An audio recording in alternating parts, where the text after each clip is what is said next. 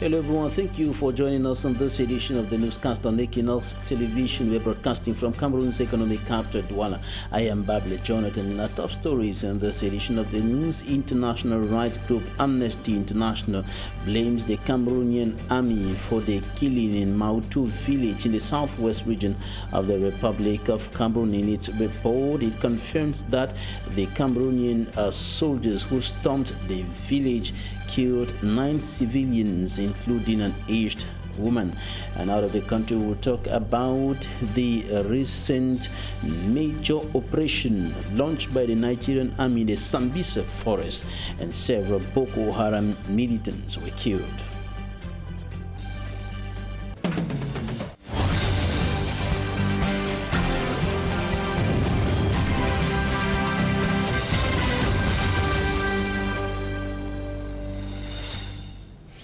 International rights group Amnesty International, rather Human Rights Watch, has published its report on the January 10 killing in Mautu village in the southwest region of the Republic of Cameroon. In the report, the right organization blames the Cameroonian army for the killing of over 9 civilians, including an aged woman in that village. Details of that report with Equinoxe.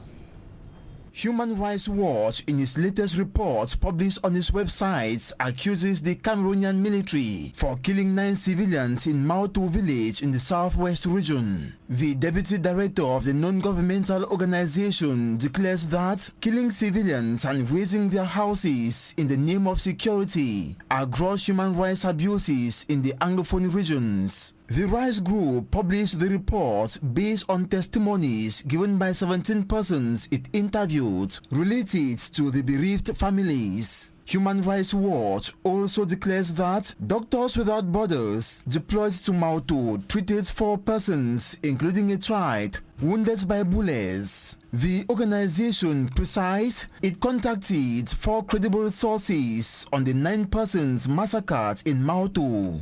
Results and conclusion of the findings were transmitted to the communication director at the Ministry of Defense, Serge Cyril Atomfak, who rejected the evidence presented, saying they were fabricated. He, however, admits elements of the 21st Motorized Infantry Battalion carried out an operation in Mautu on the 10th of January without killing and injuring civilians. Human Rights Watch writes, about 50 military men marched into Mautu at 2 p.m. that fateful day and opened fire indiscriminately, killing an old woman and a 6-year-old girl.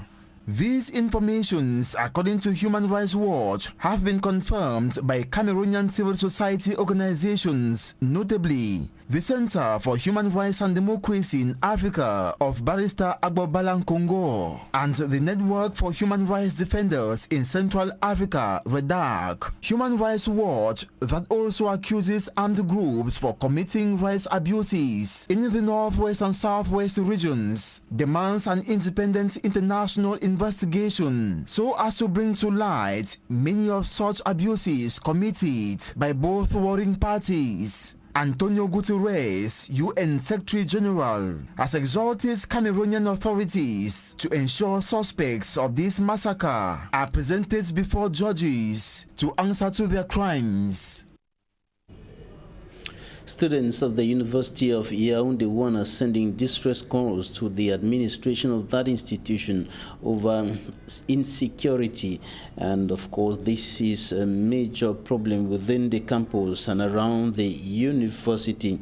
Several students have been attacked by suspected bandits. One of the recent cases is that of a female student, Mpela Lado Nikel. She died of wounds incurred during an attack by suspected bandits. The students told us that there are no street lights along some of the major roads leading to the university, and the entrance and exit points are not protected.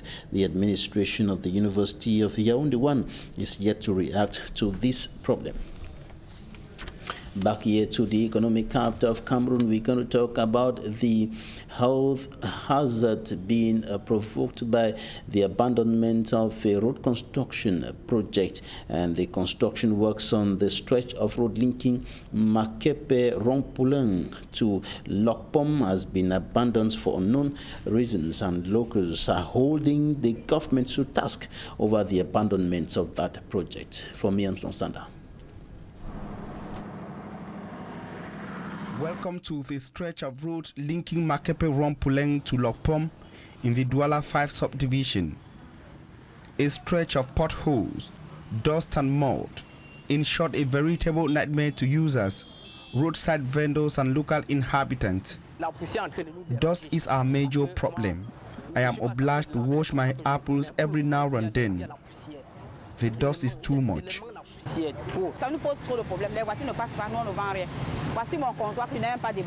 Look at my stand.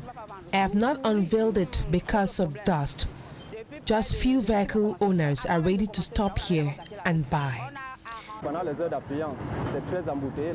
At rush hour, it gets really congested here because of the state of the road.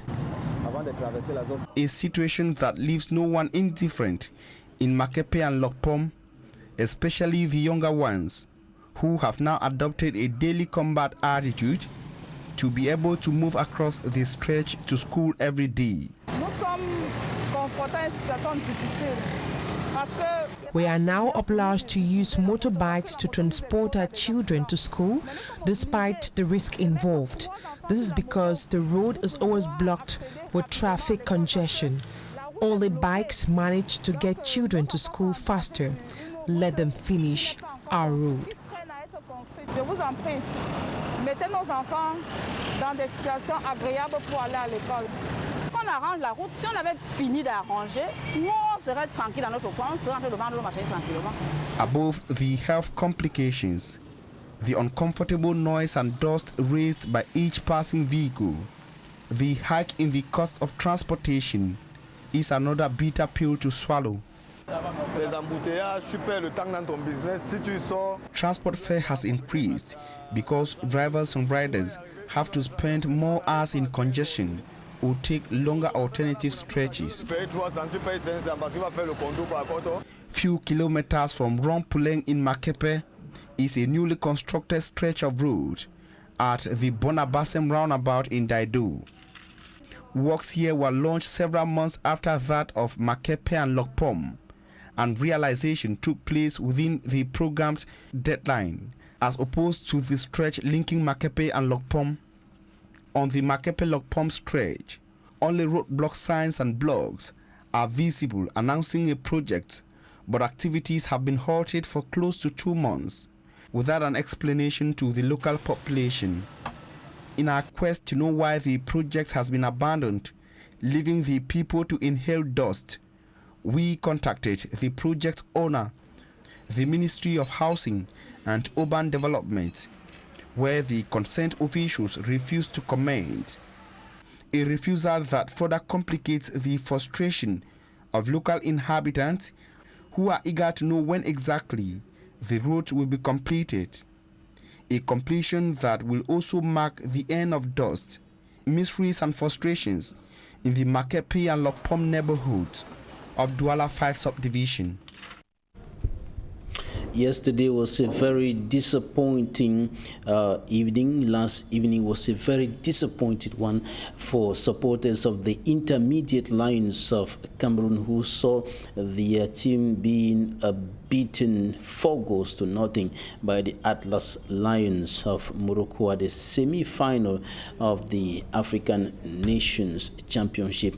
Many of them were very disappointed with the performance of the Intermediate Lions, and Davidson Maimo spoke to some of them and compiled this report. The boys, they were just doing like as if they did not train well for this match. I don't understand. I'm disappointed with the Lions. I'm very, very disappointed. Monians no playing nothing. The players were just franchement, on n'a pas l'équipe. On n'a pas l'équipe, franchement. Il n'y a pas l'équipe. Ça, c'est quoi ça? Même le championnat, on n'a même pas. Je suis malien. Je suis malien. Désolé, je suis malien. Je suis malien.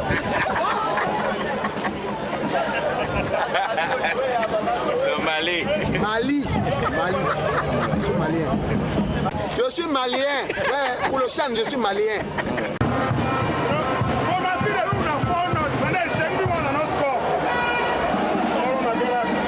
Wednesday, the 3rd of February 2021, Cameroonians in shock and disbelief expressed their frustration after a 4-0 spank from the hands of the Moroccans at the Limbe Omnisport Stadium.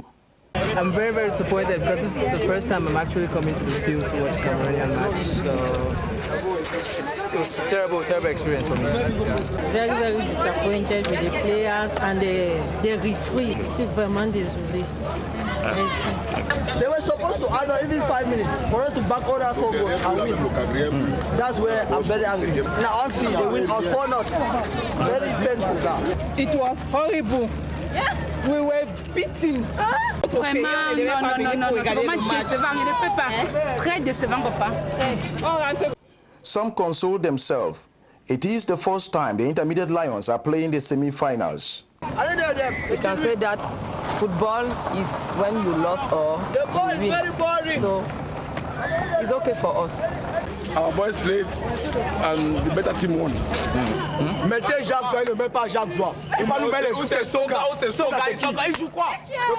Others look at the defeat with a critical football mindset. It is between professional football and unprofessional football, okay? And you see the Moroccans have a very good style of play, and they were very concentrated and they did their best. But for the Cameroonians, we see some individual talents, but we didn't see a collective game of play. That's why we didn't win the match. Nonetheless, Limbe and the entire Southwest organized a party celebrating a successful Shan hosting in the region. Very happy. Nobody expected that. We are both successful. All the security challenges that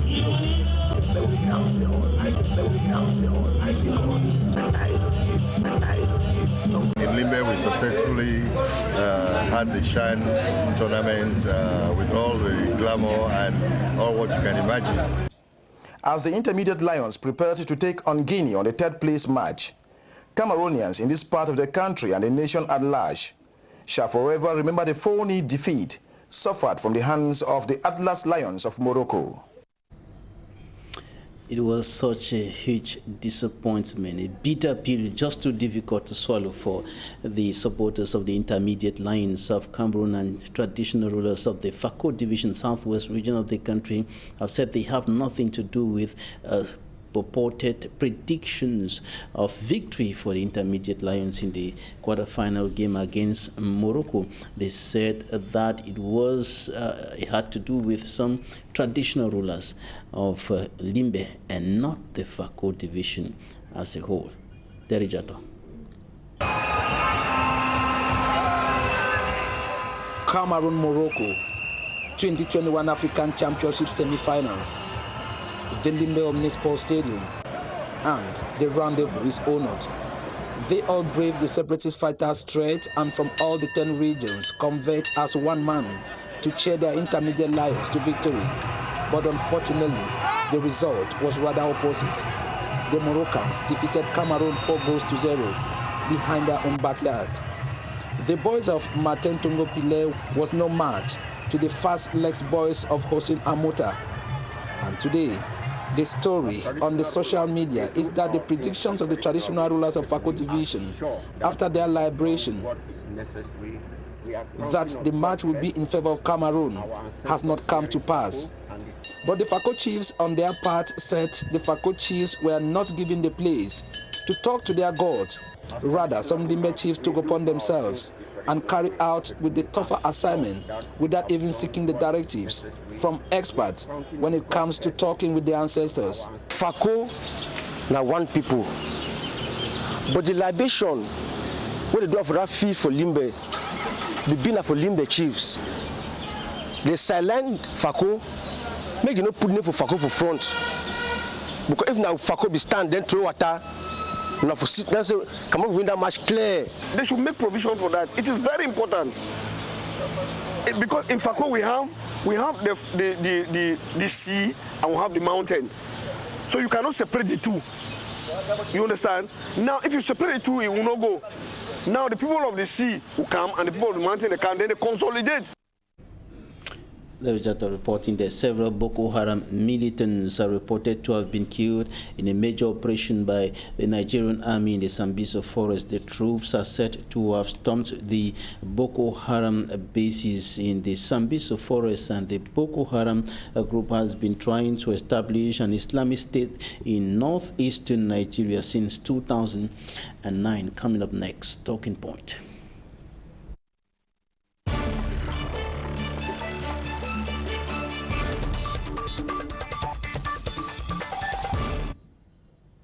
Thanks for staying with us in Talking Points. Today, U.S. President Joe Biden signs immigration executive orders to address what is qualified as moral failing of Trump's policies. One of the executive orders will create a task force that will reunite children who were separated from their parents under Donald Trump's zero-tolerance policy, and the task force will be chaired by the Homeland Security Secretary. Globally, the three major executive orders signed Tuesday are aimed at reversing former President Donald Trump's hardline immigration policies. And joining us from the United States of America, Barrister Aneneba Innocent Akufo, attorney and counselor at law in New York, specialist in U.S. immigration law, human rights defender, major proponent of decolonization, and author of the book, The Land We Leave Behind. Barrister, you're welcome.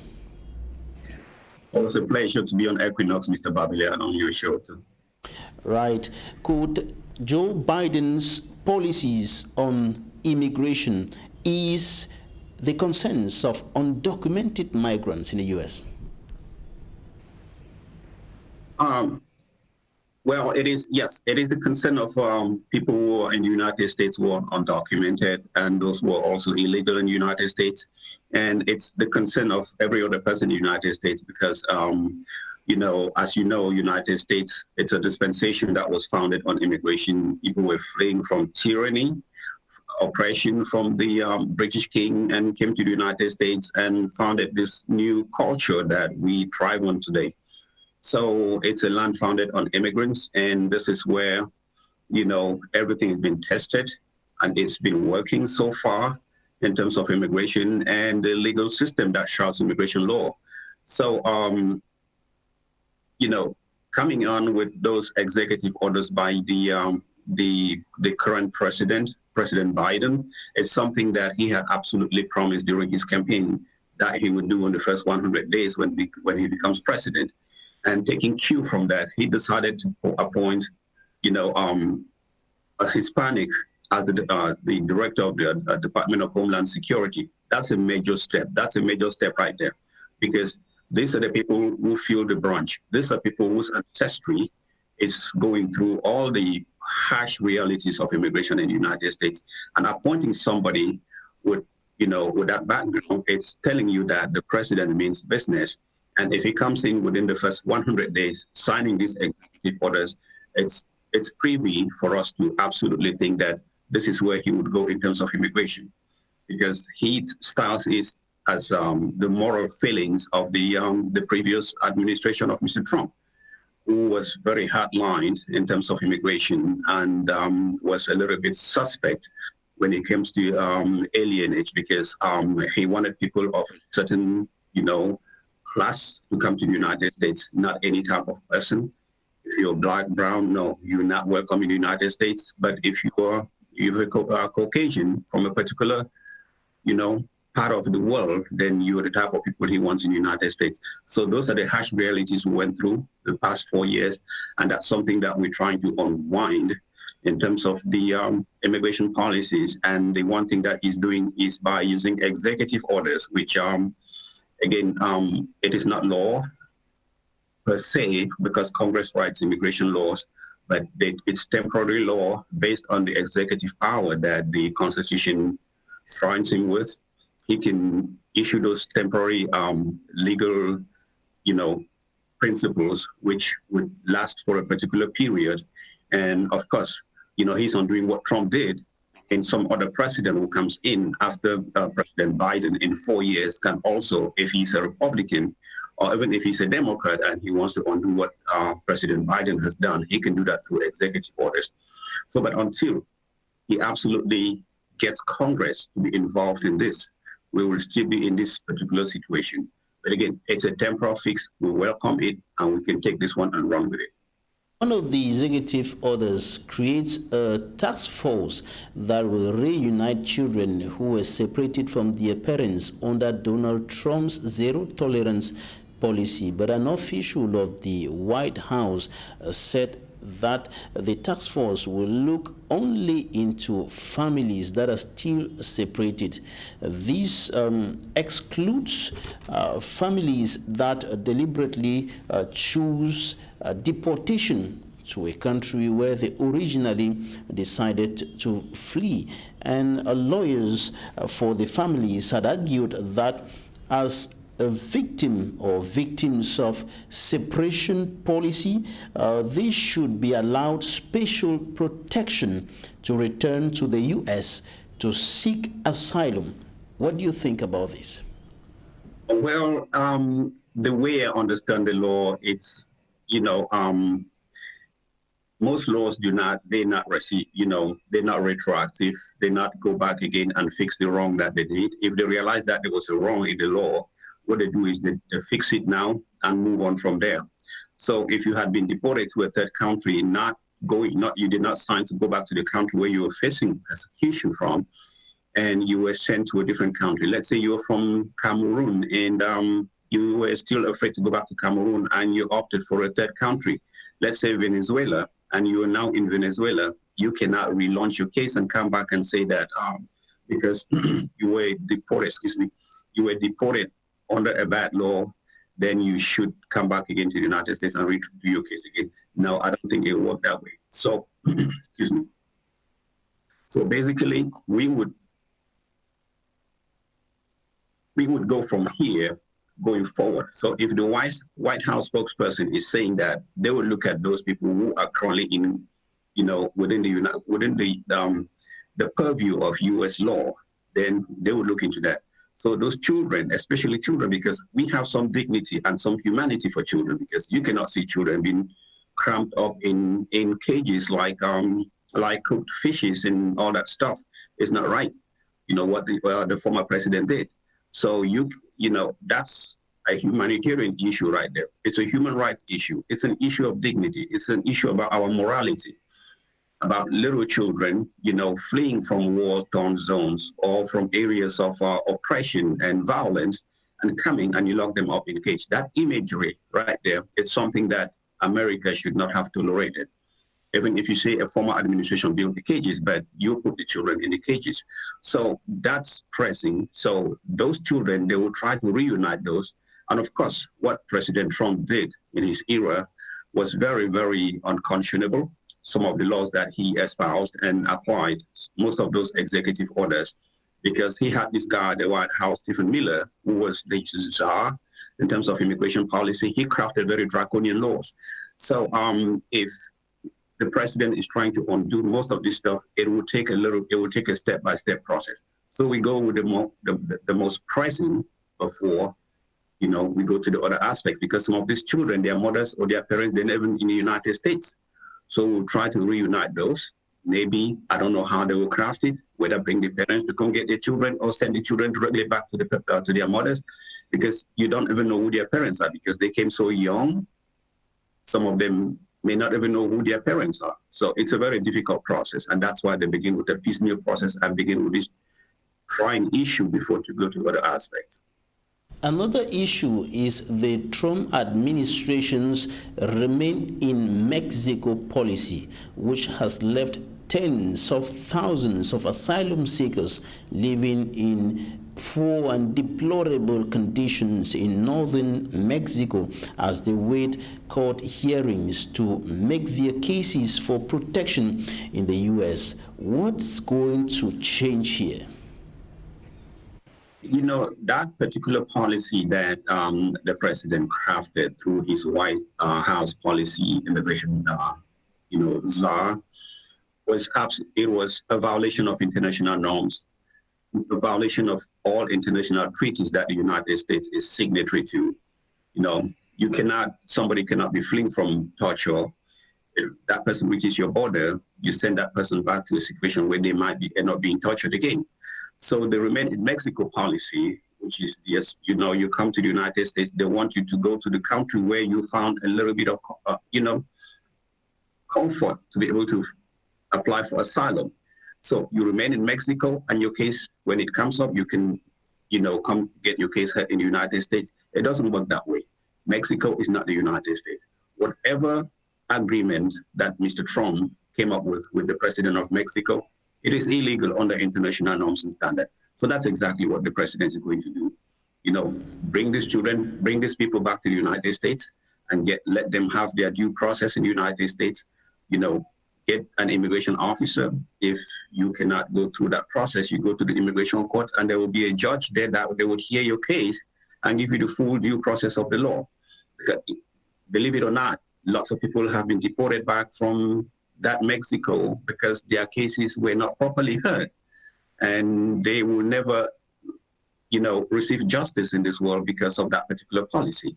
And I remember, people from Cameroon went on hunger strikes because the way they were being maltreated by ICE authorities.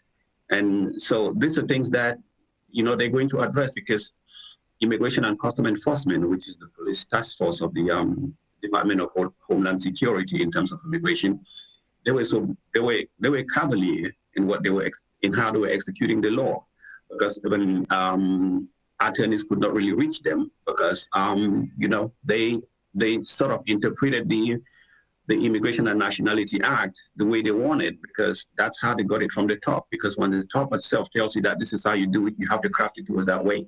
So with the new asylum policy that the president is going to approach, Mr. Mayorkas, who is the Department of Homeland Security, we pray that they bring things back to normal, the way international norms address these issues, and not let a particular person decide to twist it the way he wants, because I know you can twist the scales of justice. They would balance, but they will not balance to the favor of the person who absolutely needs justice. So we pray for that. The third executive order focuses on U.S. government's desire to promote integration and inclusion, and of course the policy of public charge, and that is a policy that punishes legal immigrants who use public benefits by hurting their chances of receiving a green card. What's your opinion about this? Again, if you come through the ports of New York, there is the Lady Liberty that is telling you, come in with your misery and I will make you whole. I'm just trying to tell you what that particular symbol is. And that's how the first, Europeans came to the United States, and most of them, the Irish, where the president's ancestry is traced from, when they were suffering from famine and all the problems, that's how that statue welcomed them to the United States. They did not tell them, bring me your money and I'll show you where the medication is or where the food is you can buy and live and stay in the United States. That's not what that statue is. That's not the symbol. That's not the symbol of America in terms of welcoming people who are wretched or poor. Because they bring me your wretched and I will help them. So if the president, that particular the public charge issue, it's something that passed through the Supreme Court.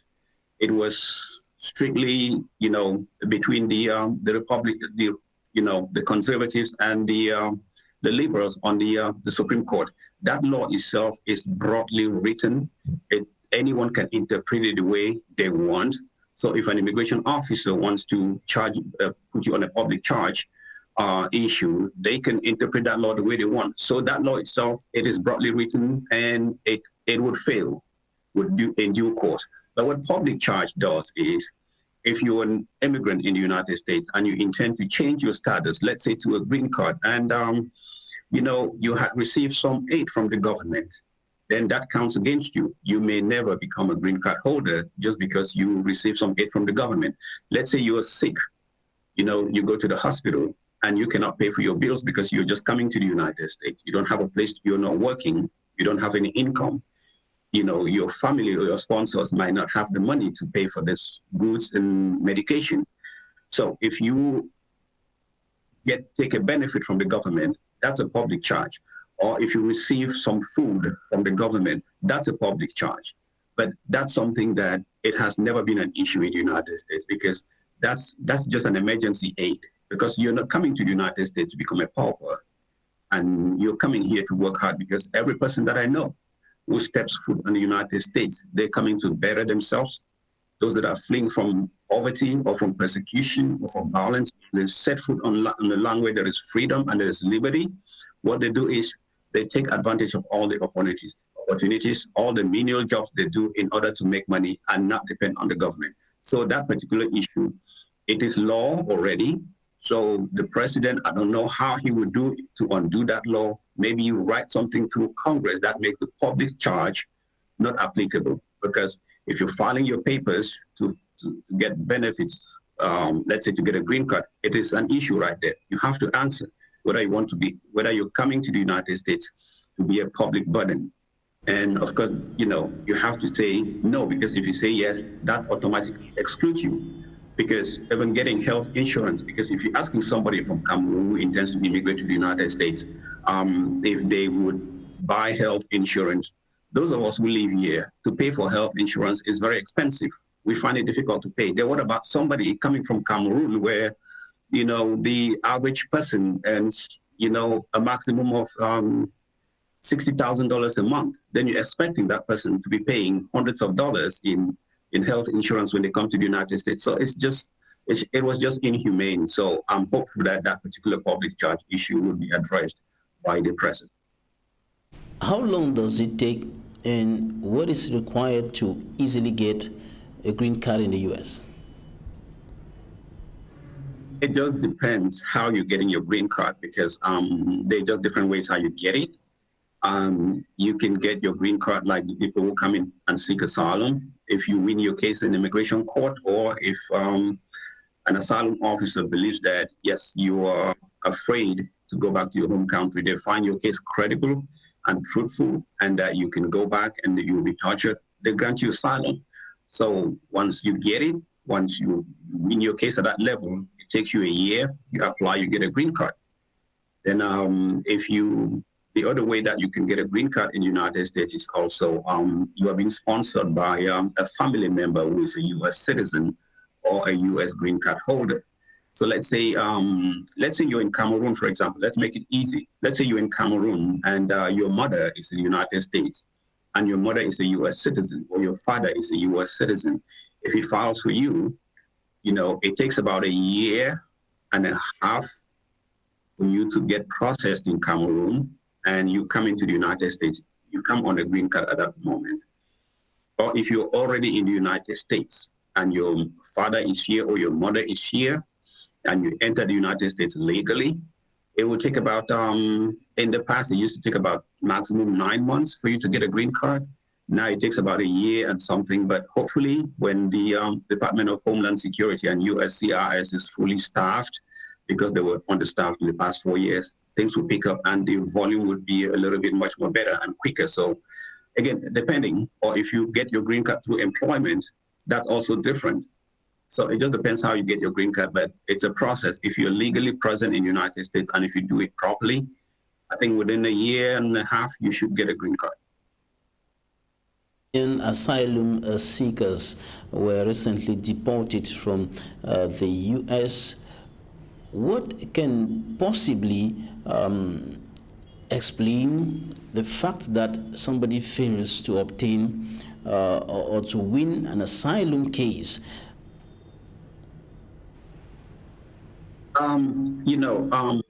When I always look at those people that have been repatriated through the, a process of refoulement where you send people to be tortured back in their home country, that's the image that comes into my mind. Because if people are coming from Cameroon to come seek political protection in the United States because they're fleeing from violence based on their political opinion or whatever motive they gave, as they're recently coming to the United States to seek protection, I mean, under international norms and conventions, you should not send them back to Cameroon. You send them to a third country who is willing to take them. Unfortunately, the way the law is right now, or the way the law has been existing in a vacuum in the past 4 years, these children or these people are sent back to the same country where they're fleeing from persecution. And guess what?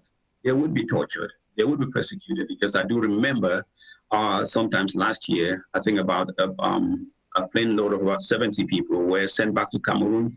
I've heard many family members, they've not been able to see those people. So we don't know where they are.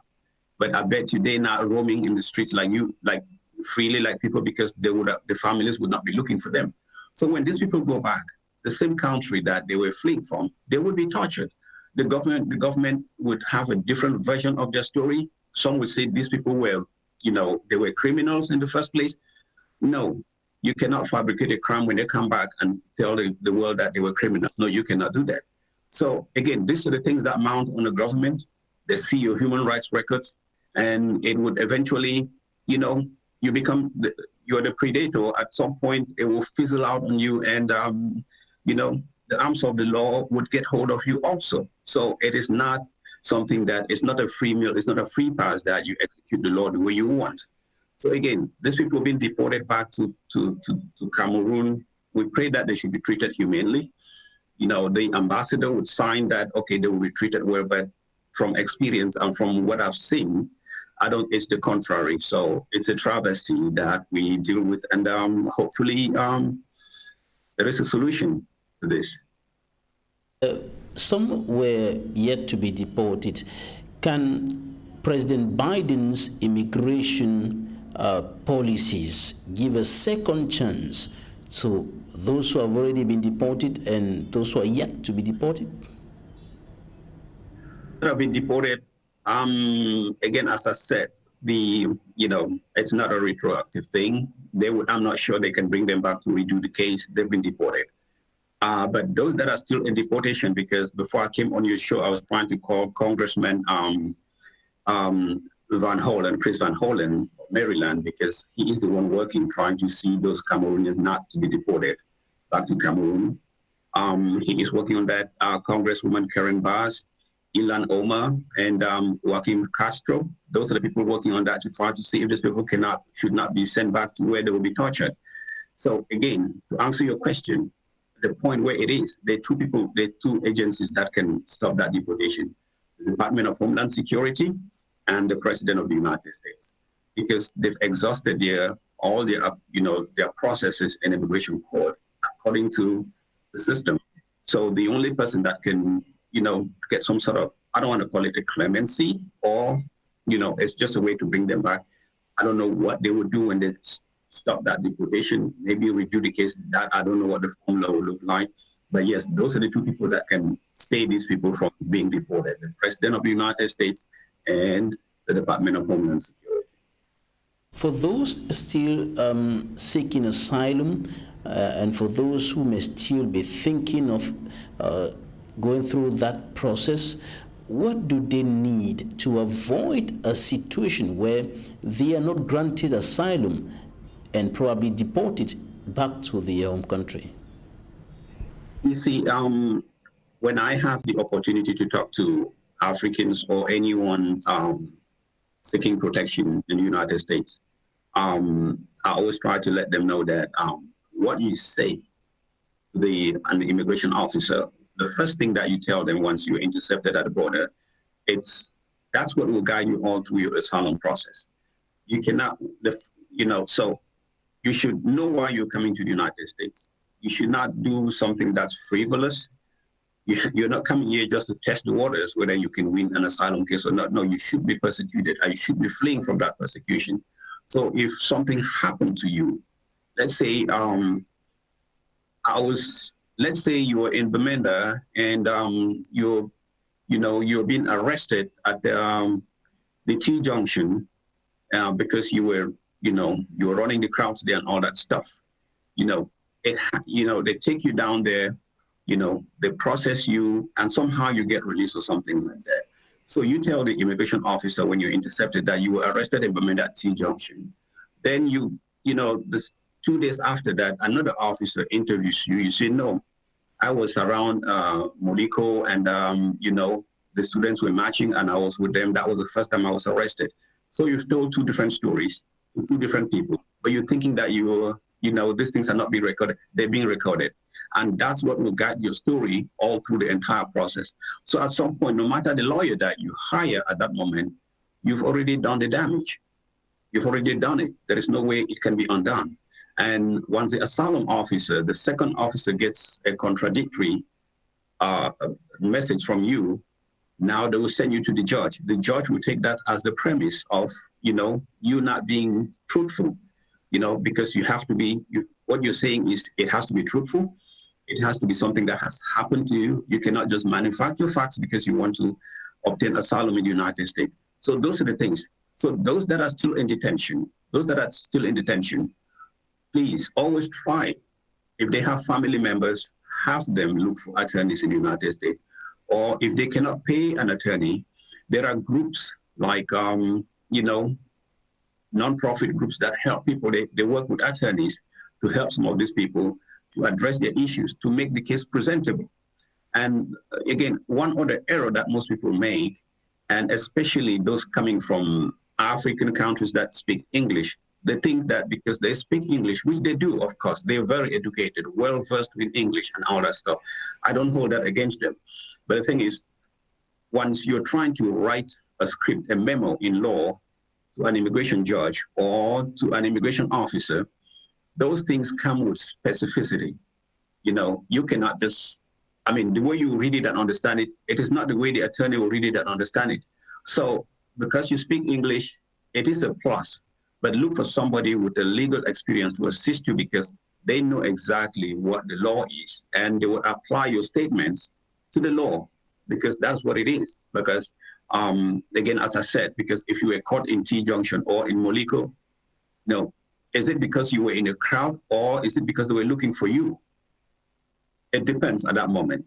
Because if you were just in a crowd, just running around with a green branch of leaf, you know, fighting the government, no, that does not guarantee asylum for you. But if you were there because you're a specific person, you're a person of interest, and the government is looking for you, okay, yes, you're good.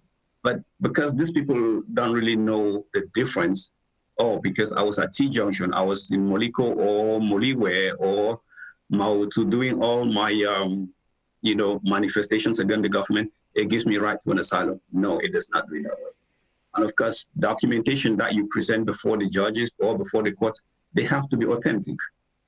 You know, you cannot call somebody in Tico and tell them to do affidavits, you know, they put a stamp that they just, you know, they manufactured in the, within the neighborhood. These things have been verified. And once they see things like that, those are falsified documents. And it goes to your credibility and your asylum case is toast. And that's it, you will be deported. So they're just different things you need to do. All right, we wrap up with these statements from White House Press Secretary Jen Psaki, who says, I quote, "We want to put in place an immigration process here that is humane, that is moral, that considers applications for people to come into this country at the border in a way that treats people as human beings." He went further to say that that's going to take some time. It is not going to happen overnight.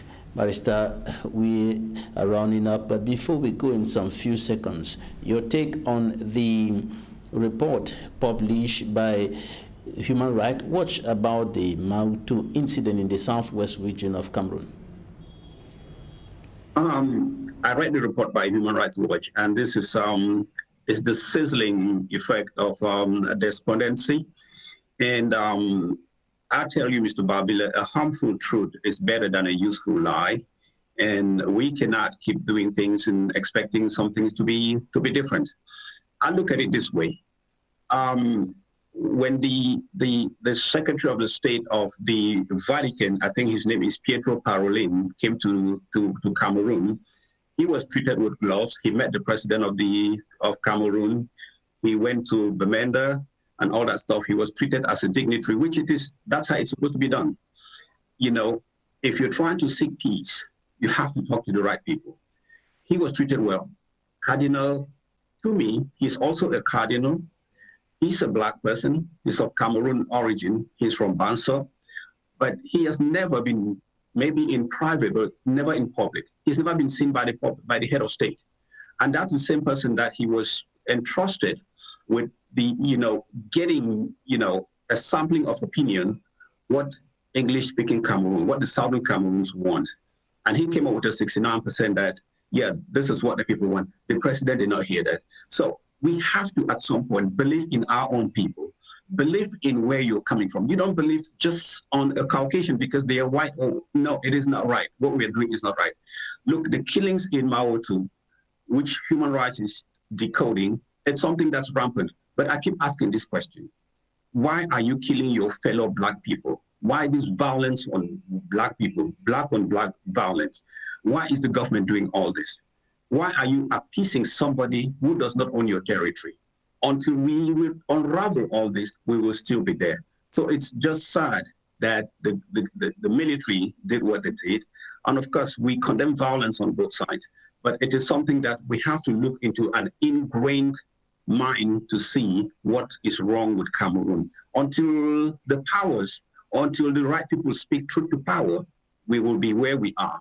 Because you cannot treat two people of the same status, the cardinal because he's coming from Rome, and the other cardinal because he is a Cameroonian. You treat them with total, total despondency. One is treated as a rag.